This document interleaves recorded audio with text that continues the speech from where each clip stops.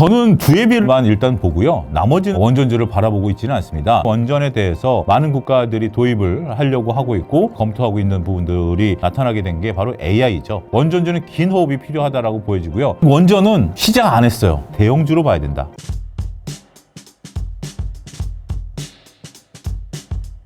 젠슨 황이 AI 시대엔 전력이 가장 큰 병목이 될 수 있다며 SMR이 6에서 7년 안에 대거 등장할 거라고 말했는데요. 현재 원전주 어떻게 보시나요? 우리가 원전에 대한 시각은 상황에 따라서 바뀌는 것 같습니다. 불과 얼마 전까지만 하더라도 서방 국가들에 대해서 원전은 친환경이 아니다라는 인식들이 있었죠. 이거는 뭐 우리나라뿐만이 아니라 글로벌리 시각이었습니다. 원전에 대한 몇몇 이제 큰 대형 사고들이 났고, 그리고 원전에 이제 해체하고 나중에 해체 뒤에 그걸 유지하는 그런 비용까지 따지면 원전이 과연 친환경이냐라는 논쟁들이 있었었죠. 그러면서 러시아와 중국을 제외한 서방 국가들의 원전이 잠시 멈췄던 적이 있었습니다. 그런데 이제 이런 것들을 깨트리고 다시 원전에 대해서 많은 국가들이 도입을 하려고 하고 있고 도입을 이제 검토하고 있는 부분들이 나타나게 된 게 바로 AI죠. AI 모멘텀이 나타나면서 과연 AI에 소요되는 막대한 전력을 어디서 갖고 올 것인가라는 거죠. 물론 화석연료도 가능합니다. 하지만 언제까지 화석연료가 이런 것들을 대체할 수 있을까라는 부분들이죠. 자, 우리가 이렇게 한번 보시죠. 도대체 얼마나 많은 전력이 들어가길래 AI와 전력에 대한 부분들을 보느냐라는 거죠. 여러분들 휴대폰을 통해서 캐릭터, 지금 제 얼굴이 나오지만 차영주 얼굴을 지브리 품 캐릭터를 그려줘라는 거 많이들 해보셨을 겁니다. 그거 하나 그리는데 우리가 배터리를 3개 충전하는, 완충하는 정도의 전원이 그 순식간에 들어간다라는 거죠. 불과 한 1, 2초 정도의 그 정도 전원이 들어갑니다. 자, 1분짜리 동영상을 좀 만들어줘라고 한다면 노트북을 7개 충전하는 정도의 전력이 들어간다라고 합니다. 그러면 저희가 이제 여러 가지 챗GPT라든지 제미나이를 통해서 여러 가지 문답을 나누죠. 그러한 동안에 막대하게 전력이 들어간다라는 거죠. 특히 그 전력의 30%는 냉각에 들어갑니다. 어찌됐든 전력이 막대하게 들어간다라는 거죠. 그러면 대안이 뭐냐? 그 대안으로서 떠오르는 것이 원전입니다. 근데 원전 같은 경우는 최소한 7, 8년이 걸린다라는 거죠. 이번에 이재명 대통령 업무보고에서 13년 걸린다라는 발언이 나왔습니다. 오래 걸리죠. 그렇기 때문에 SMR이 그 대안으로 떠오르고 있습니다. 물론 SMR에 대한 논쟁도 여러 가지가 진행되고 있습니다만, 그래도 SMR 같은 경우는 우리가 면적이라든지 이런 것들이 조금 덜하다라는 부분들이 있겠죠. 하지만 SMR은 아직까지 개발이 끝나지 않았습니다. 빨라야 2030년에 개발이 되는 부분들이 있기 때문에 원전과 관련해서는 긴 호흡으로 보셔야 된다라고 생각을 합니다. 저는 원전주에 대해서는 냉정해질 필요가 있다라는 거죠. 기대감은 상당히 높고 앞으로 다가올 미래인 것은 분명 맞습니다. 원전 시대는 올 것입니다. 이재명 정부에서도 원전을 서두르고 있고요. 그렇지만 윤석열 정부 3년 동안 그렇게 서둘렀던 원전에 대한 첫 삽을 단 한 번도 시행하지 못했습니다. 이건 글로벌리 마찬가지죠. 그렇기 때문에 원전주는 긴 호흡이 필요하다라고 보여지고요. 원전주는 이러한 이벤트성 얘기가 나왔을 때마다 이벤트 드리븐으로 원전주들을 접근하는 것이 좋을 것이다, 유효하다, 이렇게 정리하도록 하겠습니다. 원전주는 대형주에 관심을 가지는 게 좋을까요? 혹은 기자재, 협력사 쪽도 관심을 가져도 될까요? 일단 아직 원전은 시작 안 했어요. 그죠? 원전은 물론 이제 두예빌 같은 경우 가스터빈이라든지 이런 것들을 하는 거죠.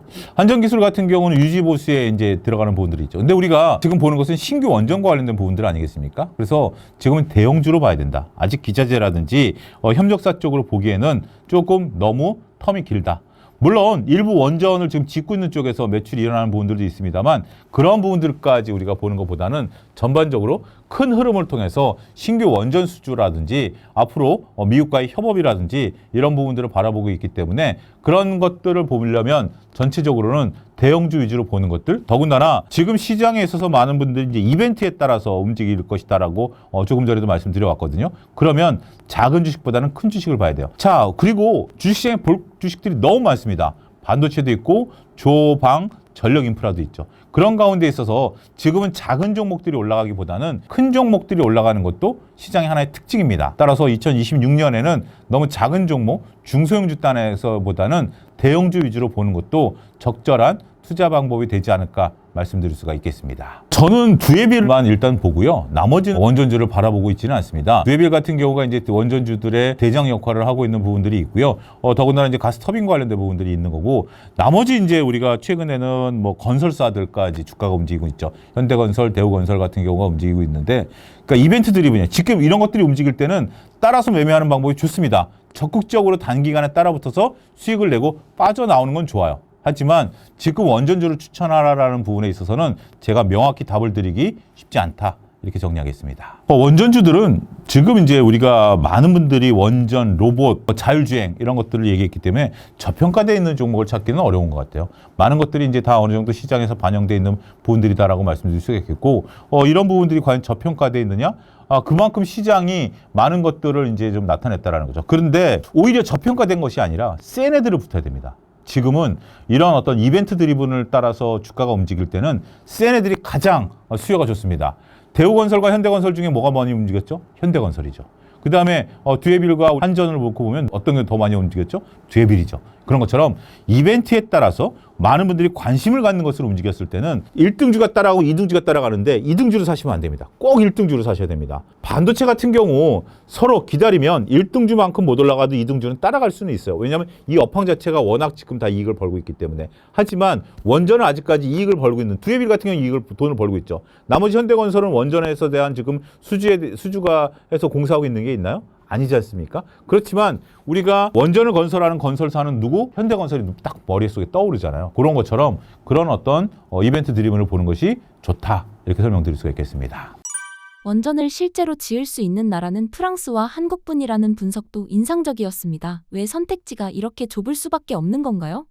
레퍼런스가 가장 중요하죠. 레퍼런스랑 또 미국과의 협업, 그 다음에 이제 글로벌 스탠다드 이런 부분을 지키는 거죠. 실질적으로 원전을 지을 수 있는 것은 러시아와 중국입니다. 이들은 그동안에 굉장히 많은 원전에 대한 퍼포먼스를 보여왔고, 이런 것들이 안전성이 있느냐에 대한 논쟁은 차치한다 하더라도 많은 경험치가 있었죠. 그래서 이제 중동으로 진출하려고 하는 부분들도 있습니다만, 서방 국가식으로 본다면 이제 프랑스와 이제 한국 이런 부분들도 있긴 하죠. 근데 미국의 원전을 이제 짓는 또 기업들도 많이 나타날 겁니다. 웨스팅하우스가 직접 설계 회사이지 시공을 하는 회사는 아니죠. 하지만 앞으로도 많은 기업들이 나타날 겁니다. 우리가 친환경이 아니다라는 기업으로 생각으로 많은 원전 생태계가 조금 함몰되긴 했습니다만, 이제 다시 이런 것들이 일어날 가능성이 있기 때문에 꼭 프랑스와 한국으로 국한해서 볼 필요는 없다라고 볼 수 있겠죠. 이건 우리의 시각입니다. 글로벌 시각으로 놓고 보면 달라질 수도 있다라는 점을 명확히 보시고, 우리가 저는 여기서 이런 부분들을 좀 말씀드리고 싶어요. 글로벌 시각을 보면 너무 이제 국내 투자자들이 우리 너무 작게 우리 것들만 보는 것 같아요. 예를 들면 러우 전쟁이 끝나고 나면 우리가 거기서 재건을 할 거야. 아니, 전 세계 건설사들이 몇 개가 있는데, 특히 이제 러우 전쟁에 있어서 EU는 전비, 그러니까 전쟁 비용을 직접 댄 나라들이잖아요. 우리는 전비를 대지 않았어요. 그런데 과연 우리가 어느 정도 이익을 갖고 올 수 있을까요? 글로벌적인 시각을 가질 필요가 있다라고 보여지는 겁니다. 그런 시각으로 놓고 보면 꼭 원전을 프랑스와 한국이 한다. 물론 저도 우리 팀 코리아가 가서 따오기를 바라죠. 그렇지만 꼭 우리가 앞으로 따올 것이다와 따왔으면 좋겠다는 좀 다르다. 이렇게 정리하겠습니다. 원전주는 타이밍을 봐야 할까요? 아니면 장기적인 흐름으로 봐야 할 섹터라고 보시나요? 저는 타이밍을 보고 접근해야 된다고 보여집니다. 타이밍이다라는 것은 원전에 대한 어떤 정책적인 모멘텀, 원전에 대한 수주 모멘텀, 그 다음에 우리가 국가 산업과 관련된 그 이야기, 이런 것들이 나올 때, 그때 원전주들이 나올 때 가장 센 애들을 빠르게 붙었다 빠져나오는 것이 좋다라고 보여집니다. 자, 지금 이제 SMR 같은 경우 우리가 앞으로 5년 정도 더 지켜봐야 되죠.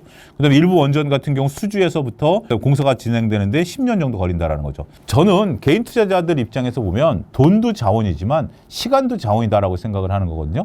많은 분들이 여기서 조금 오해를 하는 것을 짚어드리면, 삼성전자와 하이닉스가 저렇게 꾸준히 올라갔으니까 원전주들도 꾸준히 올라갈 수 있을 것이다라고 보는 거죠. 삼성전자와 하이닉스는 영업이익이 지금 꾸준히 가는 거예요. 그러니까 영업이익과 주가가 동행하고 있는 거예요. 이렇게 같이 가는 거예요. 근데 원전은 기대감은 살아있지만 아직 이익은 좀 보는 거죠. 자, 우리가 이집트 원전에서 이익을 얼마 냈는지 혹시 기억하십니까? 오히려 이집트 원전에서 우리가 이익을 그때만큼 못 내고 있는 것으로 현재 지금 언론에서 보도가 됐습니다. 저도 언론 보도만 내용을 알고 있는 거죠. 그 이외에는 알 수가 없는 거죠. 자, 원전 시대는 옵니다. 원전을 할 겁니다. 하지만 원전을 통해서 돈을 벌 것이냐? 이건 별개의 문제로 또 치부가 될 수도 있는 거거든요. 지금은 기대감만 갖고 주가가 움직일 때입니다. 기대감에 의해서 주가가 움직일 때이기 때문에 그런 부분들을 놓고 본다라면 지금 시점에서는 단기간에 타이밍을 놓고 접근하는 것이 오히려 개인 투자자들이 이익을 따박따박 쌓아갈 수 있을 것으로 보여집니다. 그런 관점에서 접근을 권고해 드리도록 하겠습니다. 현대차의 사상 최고가 경신의 상승 원인은 무엇인가요? 일단 현대차 주가가 최근에 이렇게 가파르게 올라간 것은 CES에서 아틀라스라는 로봇을 발표한 이후부터라고 생각을 합니다. 기존에 이제 현대차 같은 경우는 미국의 이제 트럼프 관세 정책에 얽매여 있었고요. 자동차 판매량에 이제 주가가 움직였었다라면 이제는 로봇주로 그리고 자율주행으로 현대차를 바라보는 시각이 더 커졌다라고 볼 수 있겠죠. 과거 이제 테슬라를 우리가 몇 가지 시각으로 바라봤습니다. 테슬라를 처음에 자동차 회사로 볼 것이냐, 아니면 기가팩토리를 볼 것이냐, 로봇 회사를 볼 것이냐, 아니면 위성 회사로 봐야 될 것이냐, 여러 가지 논쟁들이 있었죠. 현대차도 이제 그런 부분들이 되는 것으로 보여지고 있습니다. 자율주행과 로봇 이런 것들이 현대차의 미래다라는 점이 명확히 드러났죠. 현대차와 관련해서는 지금 이제 투자자들의 관심이 뜨겁습니다. 우리가 이제 지난주 초에 녹화일 기준으로 봤을 때 어떤 기사가 올라왔냐면 현대차의 2025년 자동차 판매량이 2024년 대비해서 한 0.8% 정도 줄었다. 라는 기사가 있었어요. 그러니까 조금 못 미쳤다라는 부분들이죠. 물론 트럼프 관세 정책의 영향일 수도 있긴 하겠습니다만 이것도 악재입니다. 그런데 시장에서는 전혀 반영되지 않았어요. 테슬라 같은 경우 2025년 판매량이 2024년 대비해서 약 8.1% 정도 줄어들었다라는 부분들이 주가에 반영이 됐는데 현대차는 아니에요. 그만큼 시장의 참여자들이 현대차를 바라보는 시각이 매우 뜨겁다라는 부분들이고요. 이러한 뜨거운 부분들이 현대차의 주가를 지금 끌어올리는 강력한 요소다라는 거죠. 자, 우리가 이렇게 봐야 될 것 같아요. 여성분들 그렇죠. 왼쪽 뺨이 이쁜 분들이 있고 오른쪽 뺨이 이쁜 분들도 있죠. 앞모습이 이쁜 분들도 있죠. 똑같은 사람이지만 보는 시각에 따라 다 다릅니다. 어느 쪽에서 사진을 찍느냐에 따라서 본인의 마음에 드는 사진이 나올 수도 있고 마음에 들지 않는 사진이 나올 수도 있는 거죠. 현대차는 지금 예쁜 모습만 보이는 것 같아요. 로봇이 지금 현대차의 영업이익과 매출을 끌어당길 수 있는 단계는 아닙니다. 하지만 현대차가 로봇으로 화장한 예쁜 모습을 투자자들이 보고 있고요. 그리고 2025년 대비 상대적으로 주가가 덜 올랐다라는 것도 외국인 투자자들과 개인 투자자들의 매력으로 다가오고 있다는 것이 최근의 주가 상승을 설명하는 중요한 요소가 되고 있다라고 설명드릴 수가 있겠습니다. 현대차의 아틀라스 공개 이후 테슬라 주가가 하락했는데 그 배경은 무엇인가요? 전반적으로 여러 가지 이유가 있겠죠. 현대차의 아틀라스가 테슬라보다 뛰어나다 이런 개념보다는 테슬라가 지금 현재 시장에서 직면하고 있는 문제는 차가 잘 안 팔리고 있다는 겁니다. 근본적인 본질, 지금 중국 시장에서 점유율이 많이 떨어지고 있는 상태고 조금 전에도 말씀드렸다시피 약 10% 가까이 매출이 줄어들었다라는 거죠. 여기에 지금 테슬라 같은 경우 새로운 모델을 통해서 반전을 꾀하고 있긴 하겠습니다만 가격을 낮춘다라는 것은 기업의 재무 활동에 그렇게 썩 도움이 되는 부분들은 아닙니다. 차를 한 대 팔았을 때 이익이 많이 나는 게 좋지 이익이 적게 난다라는 것은 그러기 위해서는 박리담회로 가야 되는데 현재 지금 테슬라에 대한 인식이 과거와는 많이 달라졌다라는 점이죠. 그리고 미국 시장 같은 경우는 지금 주가의 변동성이 상당 부분 많이 나타나고 있습니다. 국내 시장과 다른 면이다라고 말씀드릴 수 있겠죠. 그런데 마치 오비락처럼 딱 우리 아틀라스가 공개된 이후에 테슬라 주가가 떨어지다 보니까 우리가 이제 로봇과 관련된 얘기들을 호사가분들께서 많이 하는 면들도 있긴 합니다. 물론 그것도 하나의 이유가 되긴 하겠죠. 정확한 이유를 알기는 어렵겠습니다만 꼭 그것이 전부다라고 보기에도 어려울 것 같습니다. 왜냐하면 아틀라스라는 부분들은 이제 보스턴 다이나믹스를 이제 우리가 IPO를 하겠죠. 상장을 하겠죠. 약 130조 정도의 가치를 보유하고 있다라고 하는 건데 저는 로봇과 관련된 부분들은 이렇게 보고 있습니다. 한쪽이 다른 한쪽을 장악하는 것은 아니다. 휴대폰처럼. 자, 현대가 아틀라스를 개발한다 그래서 다른 GM이 아틀라스를 갖다 쓸까요? 저는 그렇게 생각하지 않습니다. 테슬라의 로봇이 있다라고 해서 GM이 테슬라 로봇을 갖다 쓸까요? 저는 그렇게 생각하지 않습니다. 왜냐하면 로봇과 산업용 로봇과 우리가 휴머노이드 로봇, 그 다음 피지컬 AI는 다른 개념입니다. 산업용 로봇은 어떤 로봇이든지 단순 작업을 반복하는 거기 때문에 우리가 용접을 한다라든지 타이어를 끼운다라든지 페인트 칠을 한다라는 거죠. 그렇지만 휴머노이드 로봇과 피지컬 AI는 공장에 있는 보안 사항이 다 드러난다라는 거죠. 그런 것들을 놓고 보면 다른 회사, 경쟁사 제품을 갖다 쓴다? 저는 그렇게 생각하지 않습니다. 이거는 각각의 자신들이 쓰기 위한 자신들의 생태계 내에서만 활용이 가능하다라는 개념으로 보셔야 돼요. 이거 굉장히 중요한 얘기인데 그러면 아틀라스라든지 이런 것들이 영업이익을 낼 수 있는 규모의 경제까지 달성할 수 있는 부분들은 좀 다를 수도 있습니다. 이익이 안 나더라도 기업에서는 쓴다라는 개념이죠. 어찌됐든 앞으로 여러 가지 이제 경쟁들이 나타날 것이고요. 그 경쟁이 다른 경쟁자들을 눌러일으킨다라기보다는 서로 앞서거니 뒤서거니 움직이면서 그런 경쟁 구도가 꾸준히 유지될 가능성이 높지 않을까 저는 그렇게 말씀드리고 싶습니다. 보스턴 다이내믹스가 성과를 낼 경우 현대차 계열사 중 특히 어떤 종목의 주가에 주목하는 것이 좋을까요? 여러 가지 기업들이 있긴 하겠습니다만 현대모비스라든지 현대오토에버, 현대모백스 같은 기업들 충분히 재평가 받을 부분들이 있겠죠. 또 현대차도 재평가를 받을 가능성이 있습니다. 그렇지만 가장 중요한 것은 보스턴 다이나믹스가 이제 성과를 낼 때까지 일정 부분 시간이 필요합니다. 일단 IPO를 통해서 지분 가치가 드러나는 부분들이 첫 번째고요. 그 다음에 이제 보스턴 다이나믹스가 이익을 막대하게 창출해내는 여부, 이것도 상당히 중요한 포인트가 되겠죠. 그래서 이렇게 해서 주가가 올라간다면 오히려 추격 매수보다는 이익을 한번 실현하고 그 다음에 주가를 보는 것도 저는 한 가지 방법이 될 수 있겠다라고 말씀드릴 수가 있겠습니다. 주식이라는 것은 결국 이익을 바탕으로 해서 올라가는 거고 기대감을 바탕으로 해서 올라간다라는 부분들은 좀 다를 수 있거든요. 그래서 이 부분은 아직까지는 전 기대감 영역이다라고 봐요. 우리가 주가가 올라갈 때 이게 기대감 영역으로 올라가느냐 아니면 펀드멘탈에 기반해서 올라가느냐는 다른 문제입니다. 그리고 그것을 명확히 아는 것이 중요하죠. 그래야 펀드멘탈에 기반해서 올라간다는 것은 조정시 매수입니다. 하지만 우리가 기대감을 가지고 올라간다는 것은 반등시 매도입니다. 이런 것들을 여러분들이 적절하게 구사하시면 되지 않을까 싶습니다. 로봇 사업의 성장성을 고려했을 때 현대차 그룹은 여전히 저평가 상태라고 볼 수 있을까요?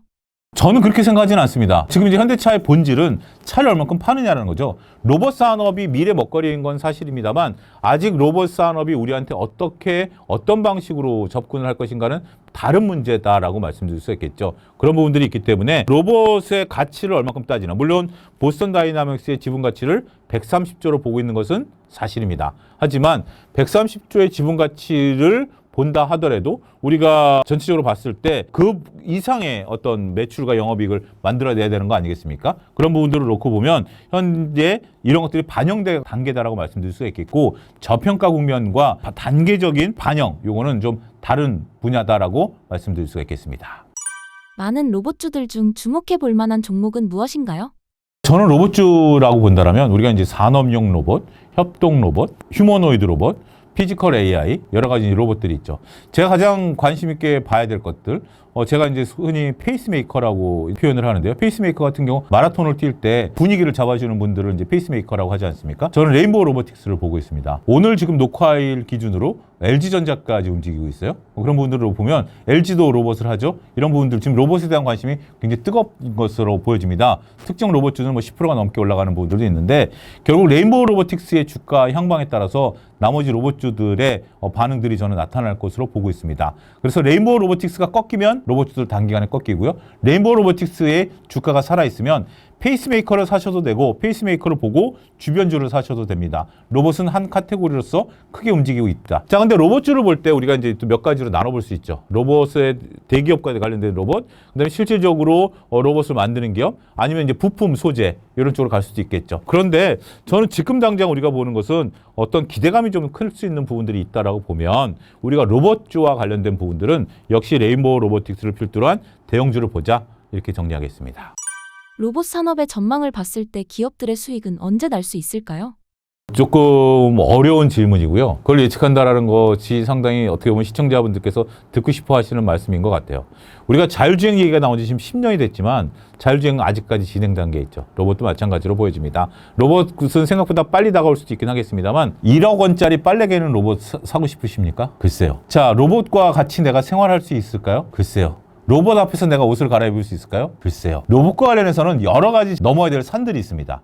그런 부분들이 있기 때문에 그 넘어야 될 산, 우리 생활 속에 로봇들이 들어오고 그 이후에 로봇이 수익이 날 거예요. 그래서 로봇이 수익이 난다는 개념은 조금 긴 호흡으로 바라보자 이렇게 정리하겠습니다. 테슬라의 옵티머스 개발 진행 상황 및 올해 전망 어떻게 보시나요?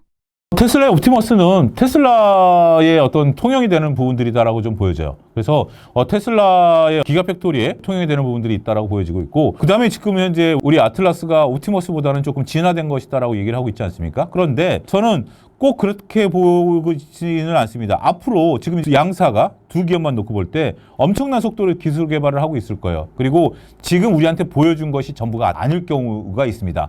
왜냐하면 서로 간에 영업 기밀이 있기 때문에.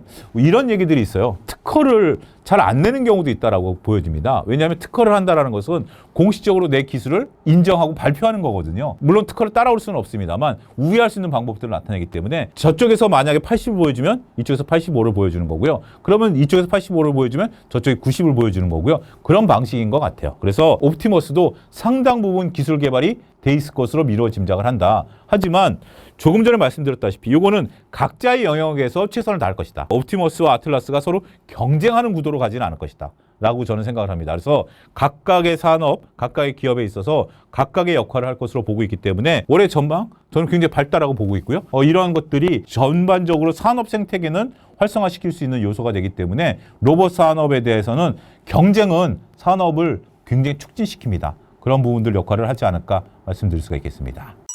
신사임당 구독자분들께 한마디 부탁드립니다.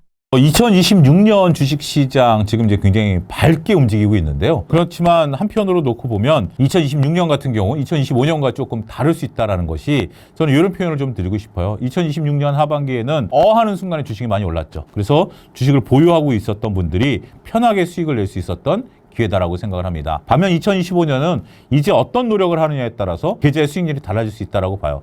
올바로 투자 종목을 선정을 하고 리스크 관리를 잘하고 적절하게 포트폴리오를 구성함에 따라서 수익률이 달라질 수 있다고 보여집니다. 2025년에는 어떻게 보면 운이 한 절반 정도 통용됐다라고 봐요. 근데 2026년에는 운보다는 실력이 더 좌지우지할 것으로 보여지기 때문에 보다 많은 긴장감과 공부를 통해서 수익을 창출하시기를 권고해 드리겠습니다.